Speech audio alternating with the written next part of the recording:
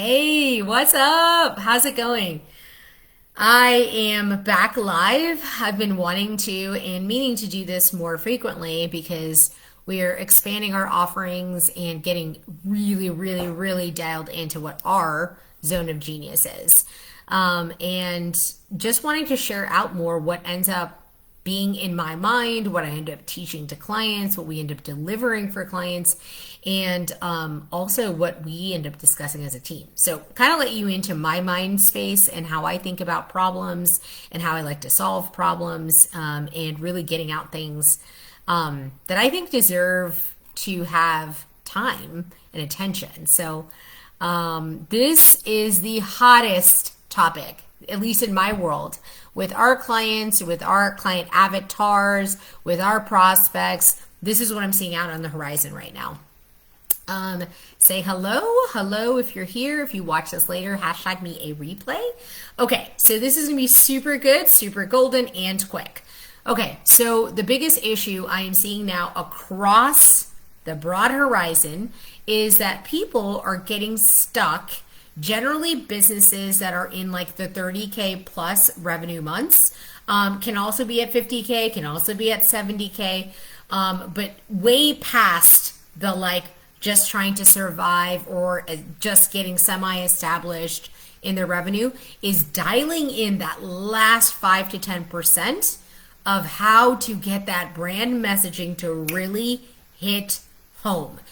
And along with brand messaging, hey, Radaya, how's it going? Dude, this topic is right up your alley. You're one of the reasons I'm posting this, actually. So, yeah, thank you for bringing this up.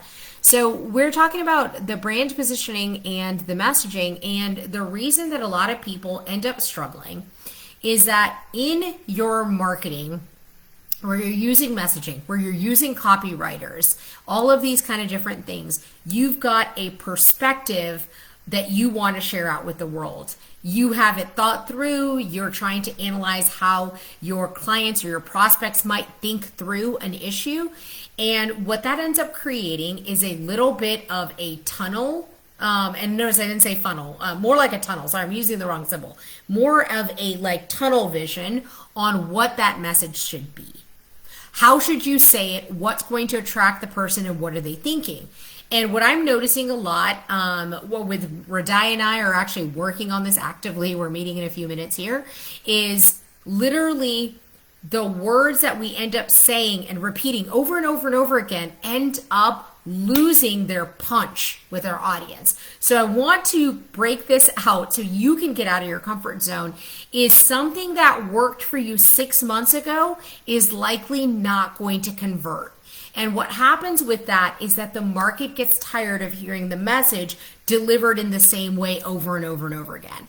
And so what you have to do is be able to get an outside perspective and have them come and look at your problem and your industry and your offering and your brand messaging and say, where are we losing people? Where have we lost the interest? Where have we lost the connection? Or where have we ended up using the same marketing over and over again? And this requires getting super focused and dialed into market trends, to branding trends, to understanding why is it that some people get engaged and caught, what caused them to get caught into your net, if you will. And people sometimes mistake that like, hey, this worked for us. We've been doing this for 6 months. Our funnel was converting at a really great place. What's the issue? It must be something related to iOS 14. Okay, can we just break this fact? iOS 14 did not cause all of your issues. It didn't. Because there are still other players, there are still other businesses that are growing, scaling, and advancing their revenue reach. So what you have to ask yourself is play the game a little bit differently and ask yourself, why, that was 2 words at once. How would I say this message that I've been saying a million times? How would I say it differently? How would I say it a third way? How would I say it a fourth way? How would I say it a fifth way? And then go ask your market. And what I mean by that is ask current clients, ask prospects when they're on phone calls of like, what exactly about this did you take away? What really hit home for you? And I will promise you this, that 4 times out of 5, you're going to be shocked at what you thought you placed so neatly into a box, very appetizing box, yet what they remembered and took away from the situation could be totally different than what you thought you like really nailed it at. And this bias that we all carry is the reason that our messaging ends up getting stale, just like potato chips, or it gets heard so many times that the same people who already needed to see it saw it and took action, and the same people who were kind of hot and cold about it saw it, but now they're getting more just completely cold to it. They're like anesthetized to your message. So you've got to keep it fresh. You've got to come at it from a different angle. So it doesn't matter if it's your website copy, if that's what's converting, if it's your funnel copy and that's what's converting. It's literally, how do you show up on your organic post? What do you say in your group? How are your DM conversations and how are you framing people there? You've got to shift and change what that looks like. There has to be a shakeup. So I ask you to do this. If you're one of those people who learns by observing, watch some of the big players that are out there, or even, I don't care if they're not big, watch somebody that you admire and see how much, if they're growing and they're showing you actual numbers that they're growing. I'm not talking about these like fake coaches and gurus who are like, wow, I'm so excited because I bought this backpack. And it's like, oh, okay. Well, I guess that's cool. But like, they're not sharing their real numbers of like, here's what I actually made. Here's how I'm going on a tangent. Here's how you know you have a good coach. One, they're making money and they can like share their own wins. Two, they're making other people money. Now your offer could be different. If your offer is relationships, they're in a relationship and they're actually capable of getting other people in relationships. And I say that with a little bit of a grain of salt. The relationship thing is a little bit tricky, but you do want to look for that. It's like having a fitness coach who's overweight. How does that make any sense? It doesn't. It doesn't. So you've got to be able to practice what you preach. Watch one of those people who's an up and comer, somebody who is just like growth after growth. Quarter after quarter, they're posting up wins, and see how often they change their messaging. It's actually easier to watch and observe how someone else changes their message than it is for you to be inside of the bottle re-scripting what you're talking about. That last 5 to 10% is the difference between a growing and scaling business versus one that ends up plateauing and worse, goes into a negative cycle. Goes into a shrinking cycle where we're no longer just comparing month over month revenue, we're comparing a growth trajectory. And what that means is quarter over quarter, are you actually growing? You see what I'm saying? Do you guys have any questions here? Drop me a note. If you have questions, drop me a question you have. Literally, this is where people leave money on the table. What happens with that is when you don't have your last 5% of your messaging dialed in, guess what gets thrown off automatically? Your positioning. Your positioning gets thrown off because if you claim that you're in this higher level avatar and that you serve like the top end of the market, etc., you've got to be nimble. You have to be a trendsetter. It doesn't matter what industry you're in. If you're in fitness, you have to be the best fitness person that's out there coming up with new ideas, new frameworks, finding out what like science is saying, finding out what works with humans. If you're somebody who coaches other coaches, you have to become better at it. You have to understand why their organic is failing, why they're having a harder time selling their high ticket. You've got to be able to coach around the current issues. And you have to be the first person to market that came out and talked about the problem. When you do that, it's literally a psychological thing that is like first to market where people are like, wow, that person's always in the know. She's always in the know. He's always in the know. He's always got me thinking about stuff that I haven't even stopped and thought about because I'm over here muddling around.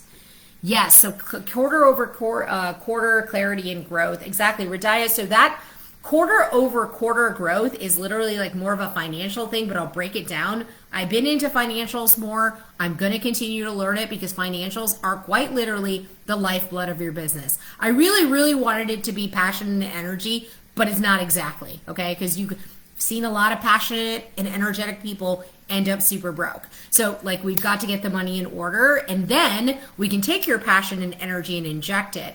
Quarter over quarter means like, how did your quarter 3 compare to your quarter 2 of this year, right? And then how did quarter 2 revenue and profitability, look at them two different lines, compare to quarter one.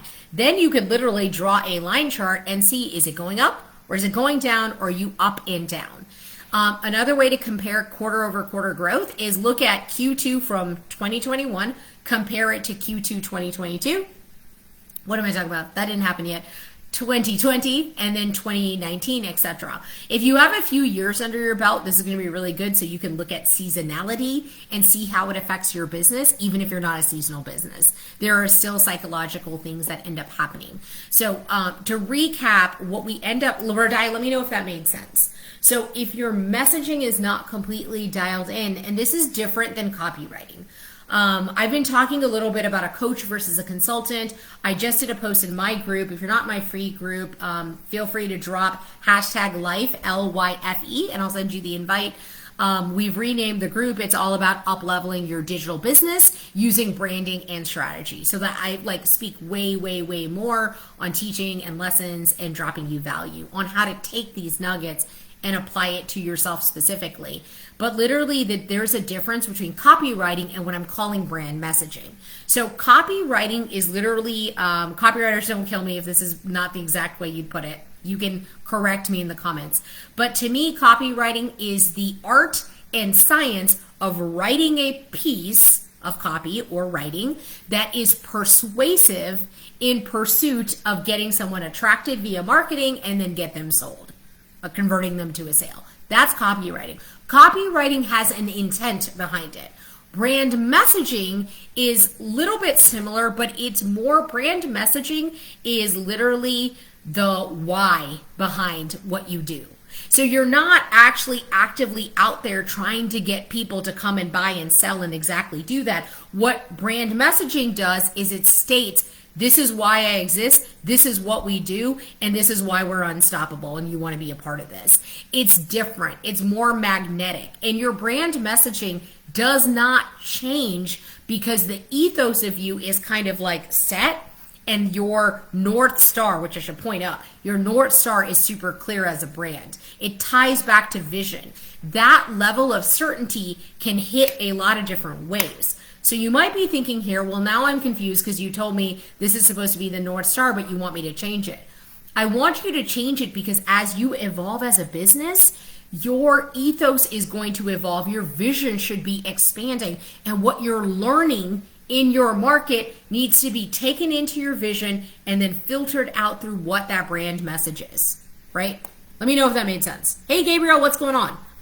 Brand messaging is a prerequisite for effective copy. Thank you. Well, that was way better. Okay, so words, not exactly my jam. I'm more the visual words type of person. I call myself talkitecture. I can talk through it.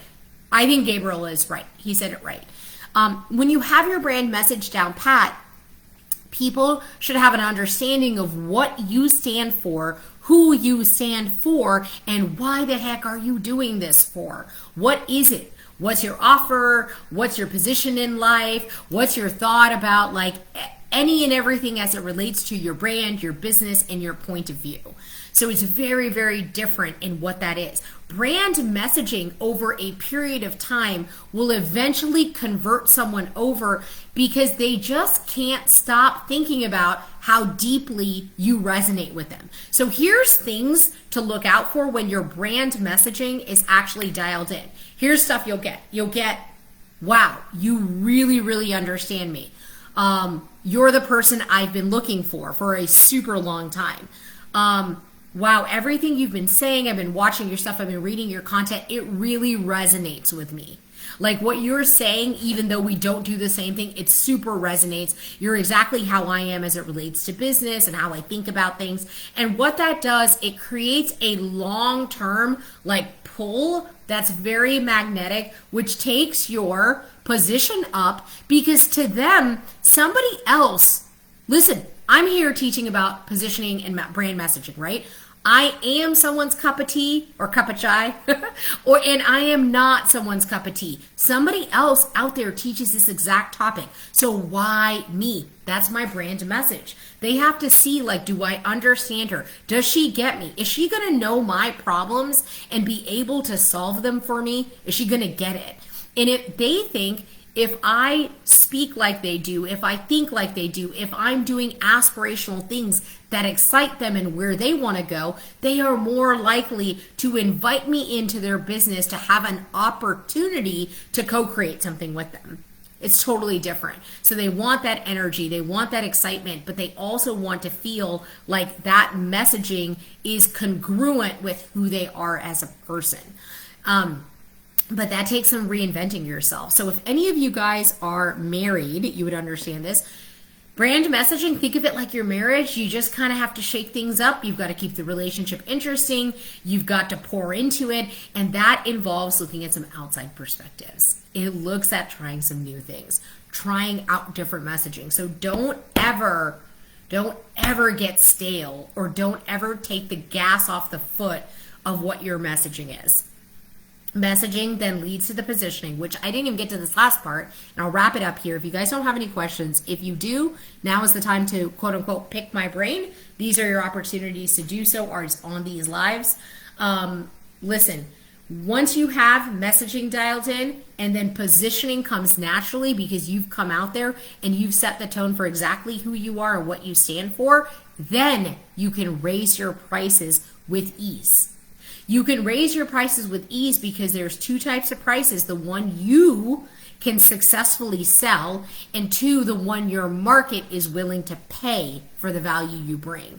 And literally, I've been coaching on these two topics recently. If you don't 1000% have self-conviction in your messaging and your positioning and know it's exactly what you wanted to say to exactly the right person, and you have no figment of doubt of what that looks like, I tell you what, you're going to get conversions, and those conversions will feed back into your conviction, which then feeds back into your ability to charge what you rightfully deserve in exchange of the value that you provide. So it's kind of like a loop of things, because a lot of times people will say to me, oh, here's Gabriel's got a few questions. Let me wrap up this. I'll go back to your questions. People will say to me, like, well, I can just go raise my prices then, when we're on like a strategy session or something like that. I'm like, you can. I'm like, but the real question is, why haven't you before this call? And the second question is, do you think you can maintain that? Third question, do you actually feel confident in your positioning and the avatars you've collected so far and prospects that avatar will also meet you where you're at? That's where the silence happens on the call. And I'm like, no, because if it was just as easy as everyone charging more, then we just have a whole bunch of people who are overcharging. That's not what I'm looking for. I'm never looking for someone to just charge more because they can.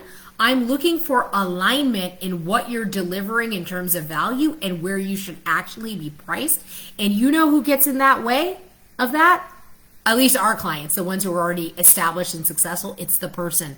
The person has literally pushed themselves down a little bit because guess what? It is easier in your mind to deliver on a lower price because you feel a little bit better about it. And it is challenging to yourself to charge more, then be able to sell at that price, and then deliver at that level.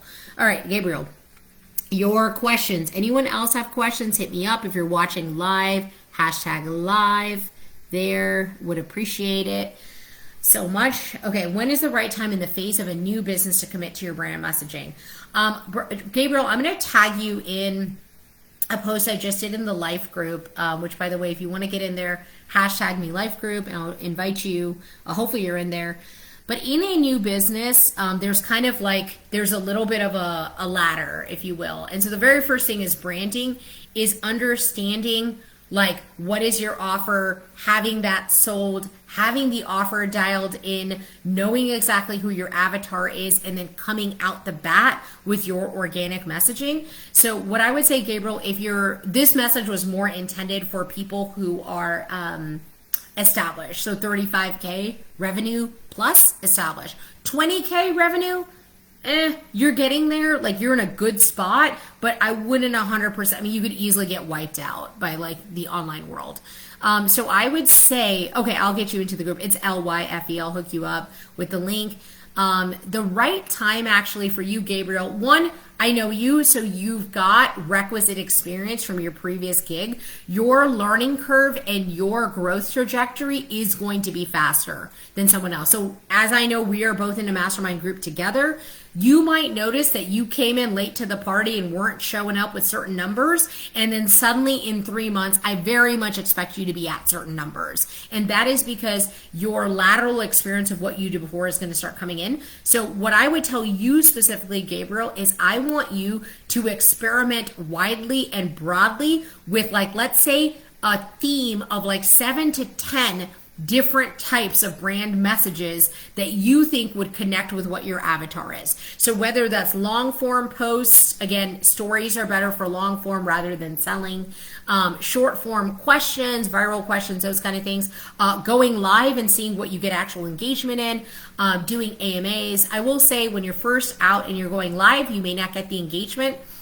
Keep going, just do it weekly, because people are not used to you coming on live. They don't know what you're about. You need to put your title, you need to put your description, you need to have a plan of what you're talking about. Try 7 or 10 different themes of messages that are related specifically for your offer, are pain points, or actually like the conversation in their head, or are like promises. Like, what are the promise about what you do? What's the opposite of pain? Pleasure points.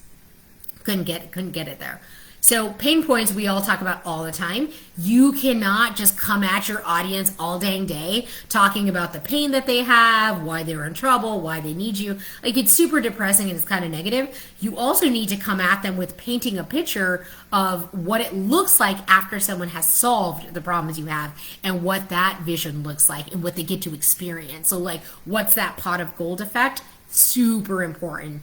And then also, Gabriel, another thing is that they would also love, because I got to meet you in person, which was really fun, they want to know your leadership style. So this is why I encourage people who want to have a world-class business, start getting out there, do your lives once a week. Let people get to know who you are in the manner of which you teach, because through that you'll attract certain people. You'll start to create actual authority, because when you're live and there is no one watching, you've got to really, like, I mean, I don't know, some people would be nervous no one's watching. Other people get nervous that 1 or 2 people are watching, and then they're nervous about what people are thinking about. That's when you develop authority. Authority is not given to you. There is not an authority police over here who like drops it down and gives you authority. That is not how authority is created. Authority is created by coming out there, putting yourself out there, and saying your brand message out loud as many times as you can. So have a variety of different styles of posts, and then have, 7 to 10 different message themes, and see what works. For example, with our branding offer, I have spliced and diced and tried and this and that, all of the different things. What consistently works for us is I don't even do it every week, honestly. I should, but we drop a post that shows our work. I kid you not. I don't think people read the copy because the work looks good enough and they don't need to read it. They already know what I'm going to say. They've already heard it a million times. They know our clients get wind. They're kind of like, yeah, la da da da da. But if something hits them visually and it just finally, they're like, ugh, I'm so dang tired of my branding not looking the way that I'm proud of it looking. And they have brand shame. And the best way to elicit that brand shame is by showing them what like Susie down the street just branded herself to be. That's one way we win. A second win is actually what I'm talking about right here. Right now, it's about messaging and positioning. So people have almost gotten past, our avatar has gotten past just the concept of a logo, concept of a tagline. They want to get into the meat, the thinking, the strategy. So brand messaging and positioning, you're never going to get that off of Fiverr any day of the week. That is not a commodity. That is quite literally a service that only a strategist can do. And it's better that a brand strategist and business coach like we are can actually do it, so they can tie what the brand strategy is back to what the business is. That delivers revenue results. So people get into that. But I've tested quite a few messages. So like, for example, I'll talk about core values. That was cool for my audience, but it was cool in like Q1 and Q2. And do you think I did not know that it was like new year, new you, like let's like work on our transformations of self? That was purposely planned and tied because people are looking at themselves and wanting to change and improve. Perfect time to talk about core values and core behaviors and vision. Let's talk about vision. It's the new year. Everybody wants to do new things here. So now that we're getting into quarter three, we're like, no, let's like dial in, let's optimize. I'm trying to think what used to work before. I gotta think. There was a time in my time where a time way back when we used to talk about the psychology of branding and what branding isn't, that it's not just logos and it's not this. That hit for a while, and then the audience that I knew on organic knew it, understood it, and moved on. And so then we've moved on from it. And what we're realizing is, let's get back to positioning so I can tie this whole thing back for you, is when we get back to positioning, our avatar has now completely grown and is a more upscale avatar. We're at minimum, they're doing about 20K months. Usually though, the most common avatar we have is doing 100K months. Now that person no longer connected with like, don't get your branding off of Fiverr, because a branding is not just a logo and colors and fonts. That person was way beyond that. They were way more mature than that. So they already knew that. They were like, been there, done that. That was specifically speaking to more of a semi-established person. Now, the person who is higher up, the more upscale avatar, wants to know about messaging and they want to know about positioning, and they are ready to now start tweaking their pricing. They've already done a few pricing upgrades, but they now want to know from a strategist and from a coaching perspective, where are they leaving meat on the bones of what their offer is. So their offer's already dialed in. They've got a name. They know what they do. They know what their pillars are. They're converting at like 30%, 40% sales team. And if the owner's still in it, they're converting 60 and 70%. They don't have sales conversion issues. But what they do want, they want their sales team to go from like 20% to 30 or 30 to 40. They want to do those kind of tweaks. So then I had to come back and realize we have outpaced what our messaging is. So that's where the whole thing kind of ties back together. Yes, they want the same kind of visual, with the word police. Okay, cool guys. Let me know if this is helpful. This is giving a lot of really good information quickly as I possibly can. Sometimes I like to use us as an example so you understand like what the difference is between all these intangibles are. Obviously, like in Radia's case, it was so much easier hopping on a call with her and getting to the meat of the matter. Like, obviously I want some meat. I want some chicken or something. It's like lunchtime here. It's like, somebody get me a piece of chicken. Like, I clearly want some meat. But that's what it looks like. That's what the people at the next level are playing. And so I encourage you to take a look at your brand messaging. If you have any questions about it, or you feel like you're like 5 to 10% off, hit me up and like, let's have a discussion about it. But anyways, I hope you're doing well. I hope you are at the place in business you need to be. I want to leave this as a positive message. You do not always need to be scaling your business. Revenue growth is not just supposed to look like this, by the way. Nope. Learned that the hard way. You need to also be focused on your client experience. You need to take a look back at what are you developing for SOPs, systems, processes, and the team. When these 4 things happen, the internal growth, your revenue growth is going to just kind of flatten for a little bit. That is okay. Be strategic about it, be planful about it, but no, you've got to take, this is me and my learning for the last 2 months. You've got to take the foot off the gas a little bit so you can stabilize, and then you get to earn the right to go back up and climb more up with revenue. But revenue is not the end all be all. You don't always need to be on an upward trajectory, growing and hustling and doing this, that, and the other thing. You don't need to be doing that. Sometimes you need to stop the scaling so you can stabilize, so you can build in the right things in the right places, so you don't have a nervous, overworked, burnt out breakdown where then suddenly everything falls off. You know what I'm saying? I want to make sure that you're healthy, that your family is like around, that you're still paying attention to normal things. Like, you know what I mean? You need to be able to do that at the same time. And so I want to paint the real picture of what business looks like. And so I'm here, and I'm actually not hot and heavy now on revenue growth. As we finish out Q3, I'm actually in stabilizing. Q4, though, is going to be a scaling quarter for us, and we're going to go at it. Go ham sandwich. See? More meat. Dropping it for you. Let me know if this was useful. Let me know if you're eating chicken or something. I'll talk to you later. Peace out, y'all.